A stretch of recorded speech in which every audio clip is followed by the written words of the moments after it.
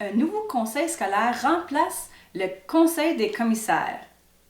À compter du 1er novembre 2016, entrée en fonction du nouveau conseil scolaire composé de 16 personnes suivantes. Il y aurait 5 personnes qui seraient des parents, qui seraient élus du comité de parents. Il y aurait un parent d'un élève HDAA qui est handicapé ou en difficulté d'adaptation ou apprentissage. Il y aurait 2 directeurs d'école élus par ses pairs, un enseignant élu par ses pairs, un professionnel non enseignant élu par ses pairs, 6 membres de la communauté. L'option 1 pour élire ces 6 membres de la communauté, s'il y a 15% des parents des élèves qui fréquentent la commission scolaire, une élection aura lieu. Sinon, ce serait la tâche du comité de parents.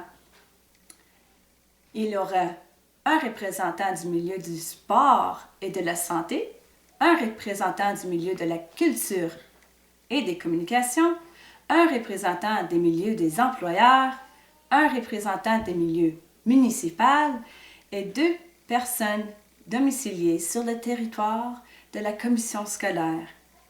De plus, il y aurait le directeur général de la commission scolaire. Celui-ci n'aurait pas le droit de vote. L'élection de tout membre d'un comité de parents, de conseil d'établissement ou de conseil consultatif service aux élèves handicapés ou en difficulté d'adaptation ou d'apprentissage au conseil scolaire met fin à son mandat sur ce comité.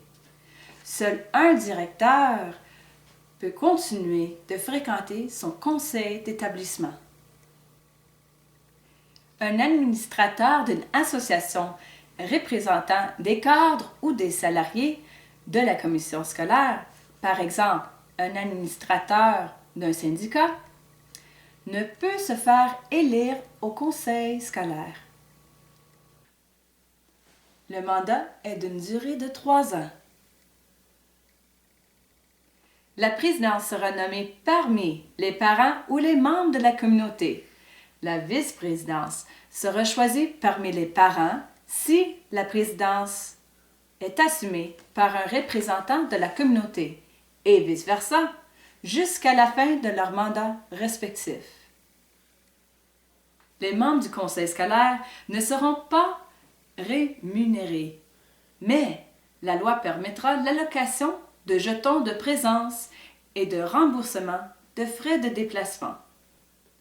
Les employés de la commission scolaire, membres du conseil scolaire, ne pourront bénéficier d'aucune autre forme de compensation, temps de travail compensé, etc.